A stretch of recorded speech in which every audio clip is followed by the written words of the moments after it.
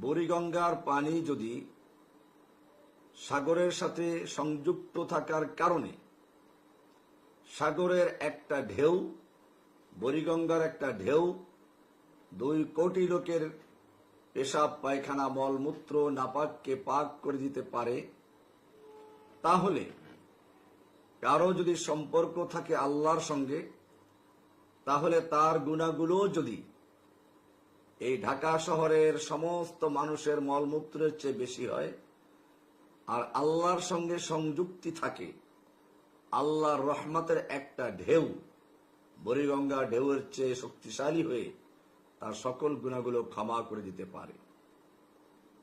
রমাদান করিম, রমজান মাস, শাহরুত তাওবা, এটা ক্ষমা করা তওবার মাস।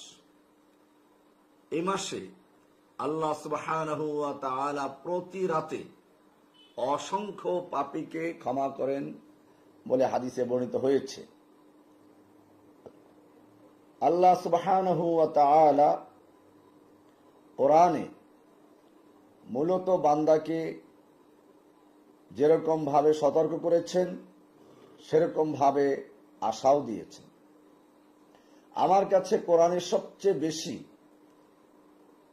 আশার বাণী, যে আশার আলো যে আয়াতগুলো ছড়ায়, তার কয়েকটি আয়াত নিম্নরূপ। সূরা জুমার 39 নম্বর সূরার 53 নম্বর আয়াত আল্লাহ সুবহানাহু ওয়া তাআলা ইরশাদ করেন, কুল ইয়া ইবাদিয়াল্লাযীনা আসরাফু আলা আনফুসিহিম লা তাকনাতু মির রাহমাতিল্লাহ ইন্নাল্লাহা ইয়াগফিরুয যুনুবা জামিআ।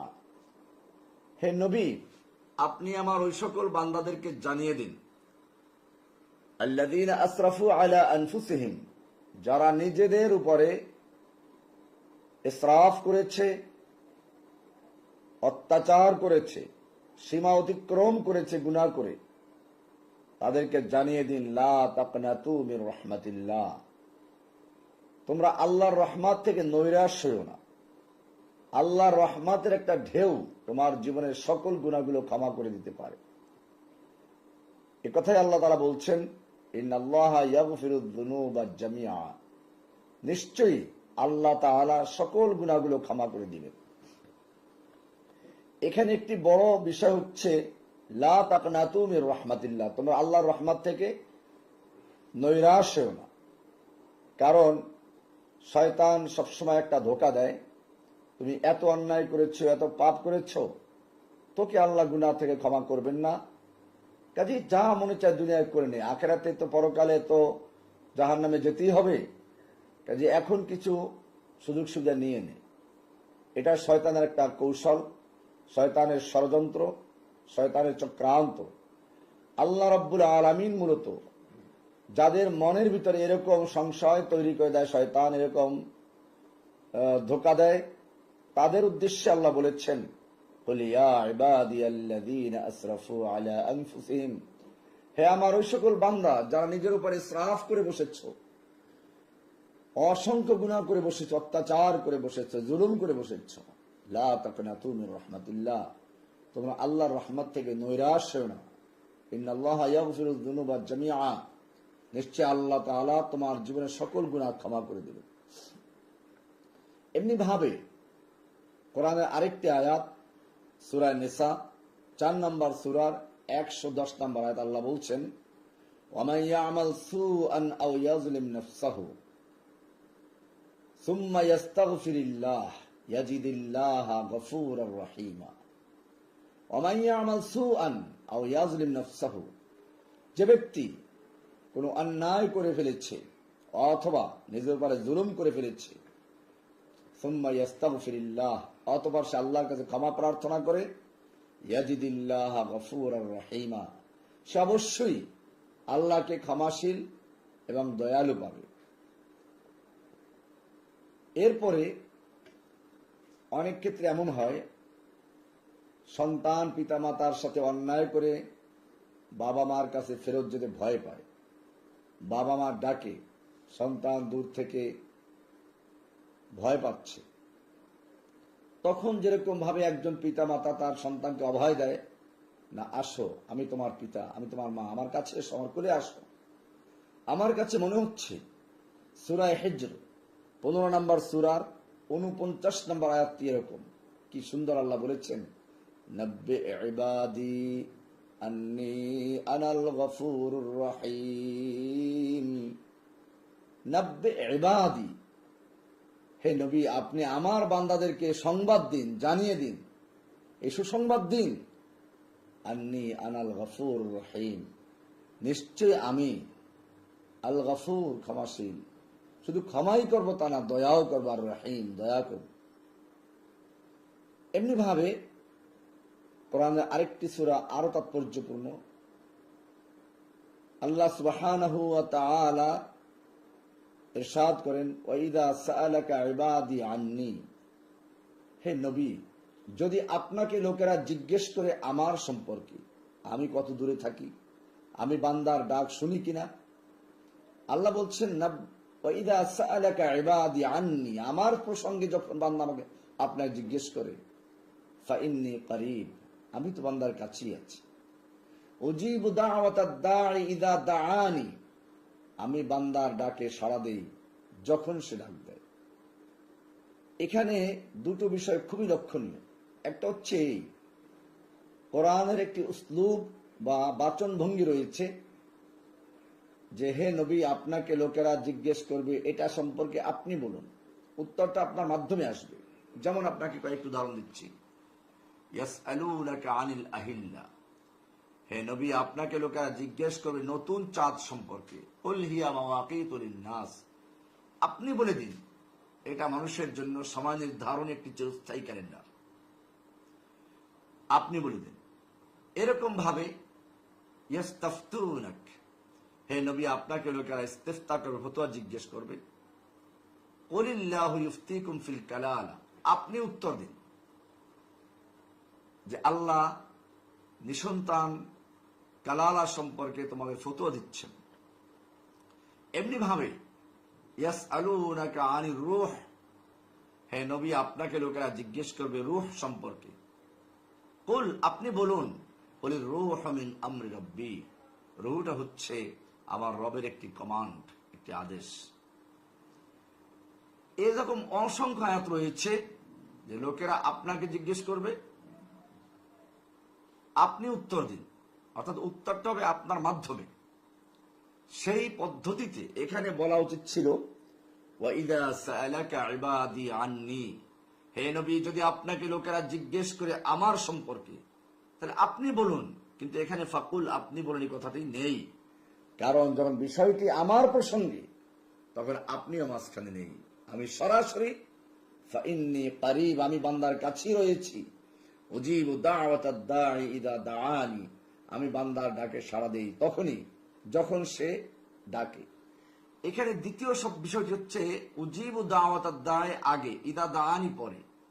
তার মানে হচ্ছে আমি ডাকে সাড়া দিই আগে, যখন সে ডাকে তার পরে। তার মানে যেন আমি তার ডাক দেওয়ার আগেই তার ডাকে সাড়া দিয়ে বসি। এই কারণে এখানে উজিবুটা আগে, ইযা দাআনি পরে আসছে। এ কারণে আমরা দেখি কোরআনের অসংখ্য আয়াত রয়েছে যেখানে আল্লাহ সুবহানাহু ওয়া তাআলা বান্দার তওবার মাধ্যমে শুধু ক্ষমা করেন তাই না, বরং বান্দার গুনাহগুলোকে নেকের দ্বারা পরিবর্তন করে দেন। এটা কোরআনের সূরা শূরা 42 নম্বর সূরার 25 নম্বর, এটা সূরা ফুরকানের 25 নম্বর সূরার একেবারে যদি আপনারা 63 থেকে 70 নম্বর পড়েন, ওখানে বিশেষ কিছু বৈশিষ্ট্য আলোচনা করা হয়েছে ইবাদুর রহমান বা আল্লাহ ওয়ালা বান্দাদের। শেষে গিয়ে আল্লাহ বলেছেন ফাউলাইকা ইউবাদদিলুল্লাহু সাইয়্যাতিহিম হাসানাত, আল্লাহ তাদের গুনাহগুলোকে নেকের মাধ্যমে পরিবর্তন করে দেন।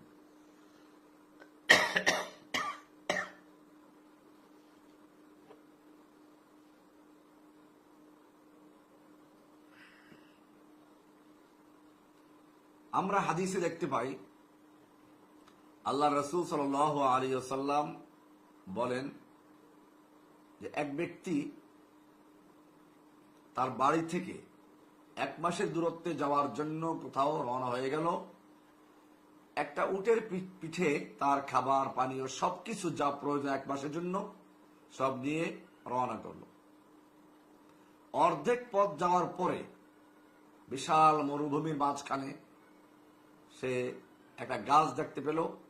সেখানে সে একটু শুয়ে পড়লো, ঘুমিয়ে পড়লো। কিন্তু ঘুম থেকে উঠে দেখে তার উটটা হারিয়ে গেছে। যে উটের পিঠে তার খাবার পানীয়, যে উটের পিঠে করে তার এই মরুভূমি পাড়ি দিতে হবে, সে উট নাই। পিছনে ফিরে যাবে সে সুযোগ নেই, কারণ সে অর্ধেক পথ অর্থাৎ 15 দিনের রাস্তা অতিক্রম করে এসেছে। আবার সে সামনে যাবে সেটাও সম্ভব না, যেহেতু 15 দিনের পথ এখনো বাকি রয়ে যাচ্ছে। কাজেই সে নিশ্চিত মৃত্যু ভেবে আবার ওই গাছের তলে গিয়ে ডান হাতটা গালের নিচে দিয়ে শুয়ে পড়ল। মৃত্যুর অপেক্ষা, মৃত্যুর প্রহার গুনছে। একবার চোখ খুলে একবার বন্ধ করে। হঠাৎ চোখ খুলে দেখে তার সে উট খাবার পানি সহ তার সামনে উপস্থিত রয়েছে। এই মুহূর্তে সে কত খুশি হবে।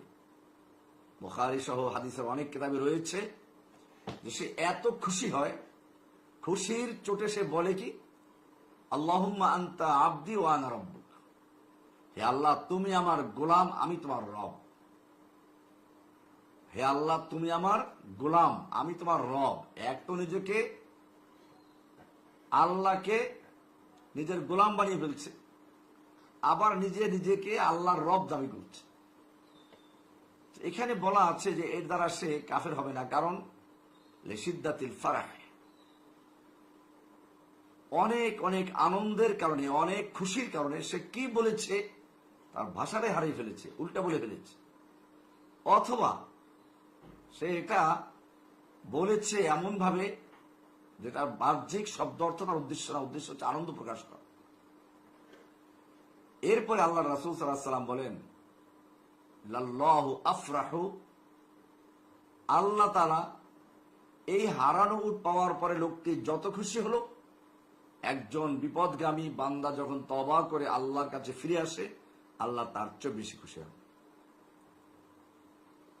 এ কারণে আমরা দেখি কোরআনে আল্লাহ সুবহানাহু ওয়া তাআলা সূরা মায়েদা 5 নম্বর সূরার 39 নম্বর আয়াতে বলছেন, ফামান তাবা মিন বাদি যুলমিহি ওয়া আসলাহা ফাইন্নাল্লাহা ইয়াতুবু আলাইহি, যে ব্যক্তি জুলুমের পরে, অত্যাচার করার পরে, পাপ করার পরে তওবা করে এবং নিজেকে সংশোধন করে, ফাইন্নাল্লাহা ইয়াতুবু আলাইহি, আল্লাহ তার দিকে রুজু করেন, আল্লাহ তার দিকে ক্ষমার দৃষ্টি দেন। কোরআনে শুধু আল্লাহ সুবহানাহু ওয়া তাআলা এতটুকুই বলেন নাই, বরং আল্লাহ তাআলা তওবা করার জন্য আহ্বান করেছেন। সূরা তাহরিমের অর্থাৎ 66 নম্বর সূরার 8 নম্বর আয়াতে ইরশাদ হয়েছে, ইয়া আইয়ুহাল্লাযীনা আমানু তুবু ইলাল্লাহি তাওবাতান নাসুহা, হে ঈমানদারগণ তোমরা আল্লাহর কাছে তওবা করো, তাওবাতান নাসুহা, পিওর খালিস তওবা করো।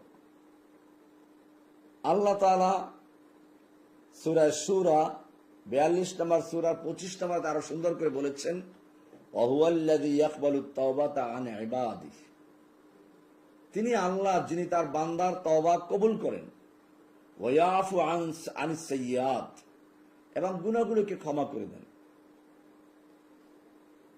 শুধু ক্ষমা করে দেন ক্ষান্ত নয়, আল্লাহ বলছেন সূরা বাকারার 222 নম্বর আয়াতে, ইন্নাল্লাহা ইউহিব্বুত তাওয়াবিন ওয়া ইউহিব্বুল মুতাতাহহিরিন, নিশ্চয়ই আল্লাহ ভালোবাসেন তওবাকারীদেরকে, আল্লাহ ভালোবাসেন পবিত্রতা, উত্তম রূপে পবিত্রতা অর্জনকারীদেরকে।